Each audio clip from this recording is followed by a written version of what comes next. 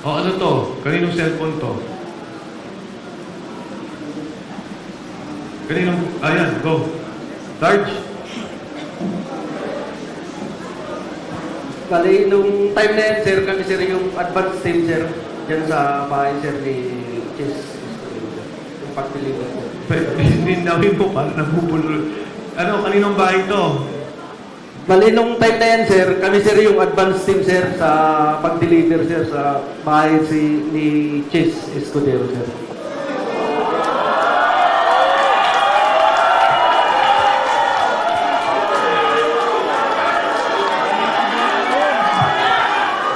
Sino Okay. tong... Dali lang. Sino tong... Sige. Go ahead. Sige. Bali, sir, yung address po, sir, talagang hindi ko po, sir, tukoy, sir. Kasi advance team kami nun, sir. Bali, yung nakakalam, sir, yung driver namin, sir. Okay. Pero sir, dyan sir, sa loob ng bahay niya sir, kumain pa kami dyan sir, ang ulam namin hipon, kasama ko yung mga katulong niya sir. Master yan. Master sa address. Sarge, tayo ka. Para lang. Tayo ka, Sarge, para... Go ahead. Hindi. Sige, Sarge. Sarge, tayo ka para... Sige, kwento mo lang. Hindi mo na kailangan. Sir, noong 2024, mula Horizon Homes, PTC, kasama ko sa convoy papunta sa convoy ni Sandy ko bilang security detail at pupunta kami sa bahay ni Senator Francis Escudero sa number 159 Street Corner, Hernade, New Manila. Nagatid kami ng 4 na malita na may iba-ibang sukat. Yan lang po, sir. Sarge, etong picture na to, yung kinikwento mo, isa yon o iba pa? Yan na po yun, sir. Pwede gisupport ko lang. Diyan mismo sa loob yan ng nag-unload ng malita. Sino tong tatlong nakatayong to? Ako yung gumawa niyan, sir. Security niya po yun, sir.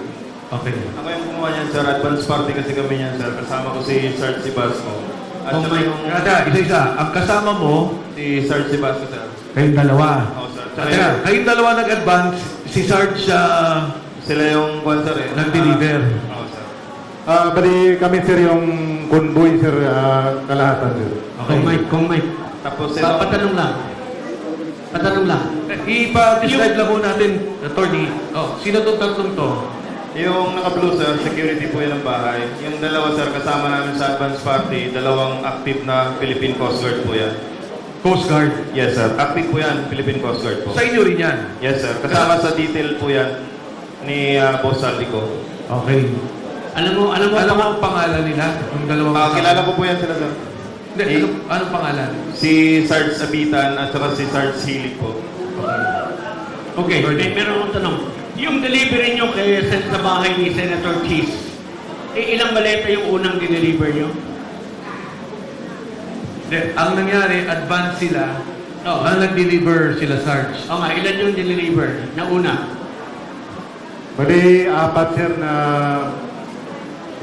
medium size, iba-ibang size. Iba-ibang sizes. 4 yung una. Meron pa ba? Naulit pa ba? Yun lang, sir, ang Yun lang alam nyo. participation. Okay. Okay, next slide. So, ano to? Ito, pareho. Kabilang side. Ano tong puting sasakyan? Yan sir yung backup natin sir, yung isa din sa nagkumboy yan sa paghatid ng pera sir. Yan sa labas ng bahay ni Chis Escudero sir. Next.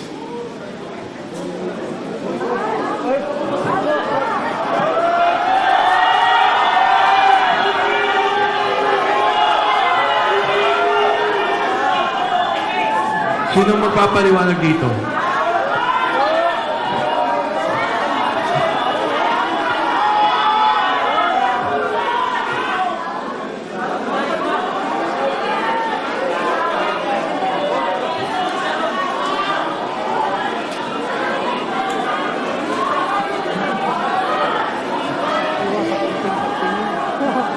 Sino yung mga nasa likod ng mga naka-vest? Sige, go, Sarge. Yan po sir yung mga empleyado sir ng Maxi sir. Nang? Maxi, na pagmamayari ni Boss Saldico. At pakiulit, Marge. Yan po sir yung mga empleyado ng Maxi na tinatawag na Mercedes Aviation and Development Corporation. Okay, thank you. Fast forward na natin.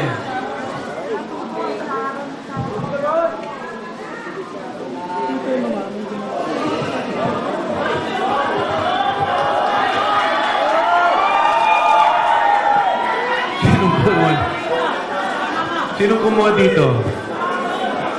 Yan sir yung nung time na yun sir, nakalaglag yan. At nasira yung zipper. Kaya nakikita nyo po, hindi po yan peke. Pera po yan. Etong particular na maletang to, ilan ang laman? Parang large ata to eh. Large sir, nasa 50 to 70 million ang nilalaman yan sir pag large. Next.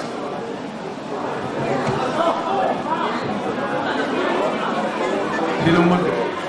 Bahay po yan ni...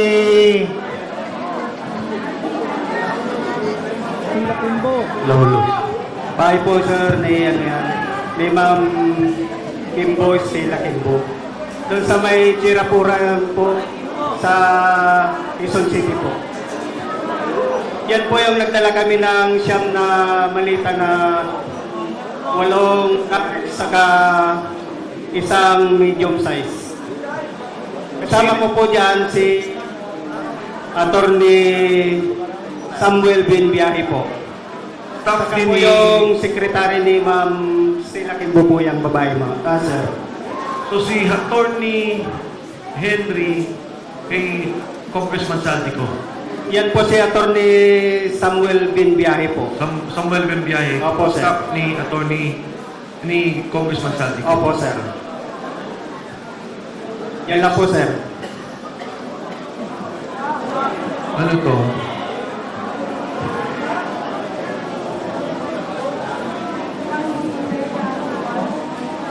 Sa bahay po yan ni dating speaker po sa Portito Nara, Makinli Road po. Ito?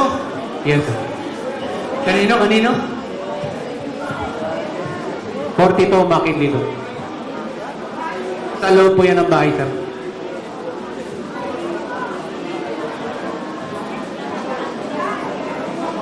Bakit may picture ng particular na delivery na to?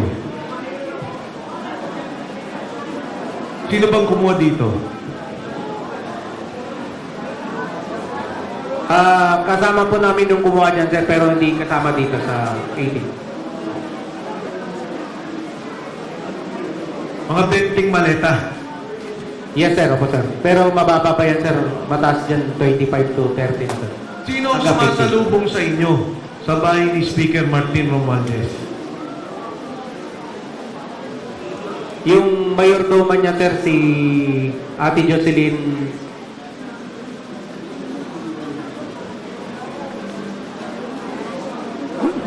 Siya lang. Yes, sir, siya lang. Ate Jocelyn. Yes, sir. Anyway, nandun na ata kay Sarge yung pangalan pagka nakuha na. Nasa telepono. Ayan. Ano tong picture na to? Kuha ng kasamahan po namin yan, sir, pero wala po siya dito. Ah, Kuha ng kasamahan po namin yan, sir, pero wala po siya dito. Pero na yung cellphone po, sir, na pinapicturean niya, nakasilkip na po kay attorney po. saan papunta to? Alam nyo ba? Ito, hangar na to sa Pasay. Yes, sir. Doon din sa Mercedes Aviation. Yes, sir. Saan papunta to, alam nyo? Negative knowledge sa kanila. Pero usually, pagka chinapper,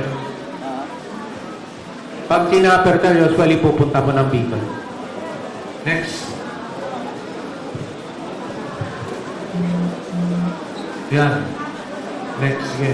Pareho naman ang picture. Maliban sa iyo, sino-sino pa ang nagkaroon ng pagkakataon na mautusan ni Congressman Saldico na magdala ng maletang naglalaman ng pera dito kay Bongbong Marcos. Pakitaas ang kamay.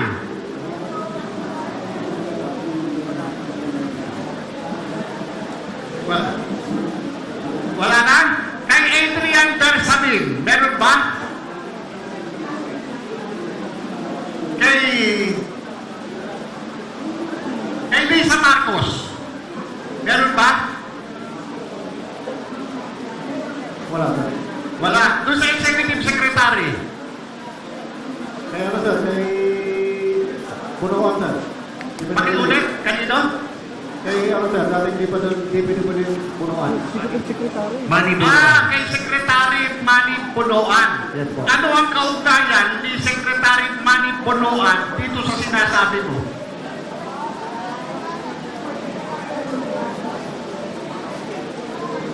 Siya, sir, yung nag-deliver. Nasa siya lang po yung nag-deliver. Nasa CR yung Nasa siya. Sorry, no? Maliban to kay Manny Punuan, mayroon bang senador na nagkaroon kayo ng pagkakataon na mautusan na magdala ng maleta? Mayroon ba? Taas ang kamay. Sir, sa kay Senador Tito Soto, kanina sir nabanggit na yan. Meron? Senador Tito Soto. Andyan yung slide nung... Hindi, mamaya pakita.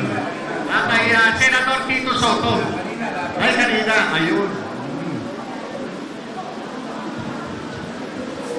Sarge, may itong kay Senador Tito Soto, hindi ikaw yung nag-deliver ka, di ba? Tama?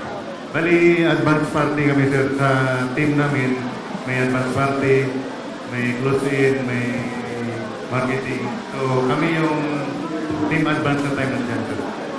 Nagdala ka ng maleta. Bali, kami yung una sa building ng secure. Tama. Ngayon, pagdating ng convoy ni Boss Saldico, na ako nagay dun sa baba, sa basement. Tapos, binaba ng trupa yung maleta. Tapos sila ni Boss, akyat sa elevator. Kinuha ko yung dalawang maleta, hinabol ko sa Tinulungan mo? Opo. Yung kasama ni Congressman Saldico at that time, active police officer. Yung iso niya nga si Police Major Ernelo Dichoso. Dichoso. Yan sir. Saka yung si Paul Estrada. Ito bang si Dichoso, si Major Dichoso, active pa to? Active din sir, PSP. Active pa? Anong unit na kayo? PSP niya nga lang po dati sir, PSPD. PSPD. Wala na akong alam. Pero ngayon, Hindi ko na monitor sir kung kasi wala na sa sir. ito yung sinasabi na security officer dito si Congressman Saldico. Opo sir. Ito rin ba yung kaparehong tao na kasama doon sa nagdala di umano ng maleta sa tanggapan ni Tito Soto? Opo sir, kasi kasama siya doon sa convoy. Siya yung close in doon ni Boss. Siya yung ISO. Saka kasama siya sa elevator packet. Meron akong gustong linawin dahil mayroon akong napanood na ayon dito kay Senator Tito Soto na hindi umano kasya yung limousine doon sa parking ng building kung saan yung sinasabi mo na umikot pa. Ano ba yung totoo nun? Yung dumiretso sa labas at umikot doon sa Kasi yan sir, Senado? kasi yung sa side on, sa picture, yun ang entrance papuntang lobby. Tapos sa sunod, yun yung papuntang basement. May video ako niyan. Sinend ko dun sa driver. Sabi ko, kasya ba ito? Kasi yung service is dyan, GMC. Yung bulletproof na GMC. Ibig sabihin, so eto no, dahil napanood ko yung video, yung nagpapaliwanag si Senator Soto at sinabi nga niya, wala siyang mark na executive assistant at yung sinasabi niya, yung kanyang naging executive assistant ay matagal ng patay. Ngayon, inulit ko yung yung testimonya mo at doon ko nakita na itong sinasabi mong Mark and Mark Tiksay. Mark Tiksay. Tama ba? Tama po. Ngayon, balik ulit tayo doon sa sinasabi mong maleta. Ilang maleta yung dinala doon sa sinasabi ninyong building, building di umano ni Tito Soto. 5, sir, 5. Di ba? Ano ito, magkakapareho ng laki? Opo, large. Malaki po yan. So kung ito large, naglalaman ito ng 70 million, 70 million, tama ba? Opo, sir, sa estimated na laman niya. Kung ito ay 5, meron 350 million. 50 to 70, pero yung laman nun, 40 lang, sir, sa estimate ko.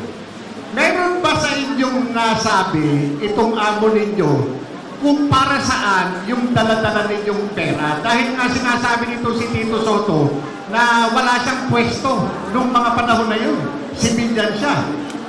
Yung time na yun, sir, may picture ako, April 24, 2025. Na nakita niyo sa site. Ayan, sir. Okay. Yan si Robin Badilla, yung advance team ko. Ito nakatayo na ito. Opo. So Yung ito iba. yung building. Yung sa ano yan, sa entrance papuntang lobby. Okay. Elevator din. Dito ba dumaan sila? Hindi po, doon sa lobby sa baba. Sa baba. Sa baba. So itong building na to, anong floor? Kung alam mo anong floor yung tanggapan ni Tito Soto dyan sa building na yan? Dalawa daw yung pinagmitingan yun, sir. 4th floor, saka yung isa, hindi ko kapitado yung anong floor. 4th floor. Opo. Noong dinala ninyo yung maleta, nakarating ba sa kaalaman mo na itong maletang ito ay naibigay kay Tito Soto? Kung meron Opo, sir, kasi kasama po si Ibusal Dico na umakyat sa opisina. Kasama ka. Hindi po, kami sa baba po ako. Sa baba. Ibig sabihin, ang tanong ko, kung nakarating ba sa kaalaman ninyo bilang security ni Saldico, kung itong dala ninyong maleta ay natanggap ni Tito Soto. Natanggap po kasi Natanggap. Yun lang ang gusto ko malaman. Kung natanggap o hindi natanggap. So natanggap. Natanggap po. Ibig sabihin natanggap. Ngayon, maliban doon sa delivery na yun, naulit ba yun? Yun lang yung participation ko dyan, sir. Yun lang ang participation mo. Ngayon, gusto kong balikan yung tungkol dun sa media. Pwede ko bang malaman kung sino yung Arnold Clapio na binabanggit ninyo? Ano ba yun? Tao ba yun o tao?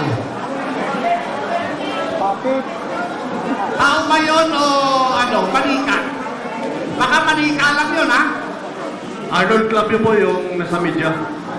Hindi, saan media? Kung ito Sa JB po, JB. magkakapareho ng pangalan.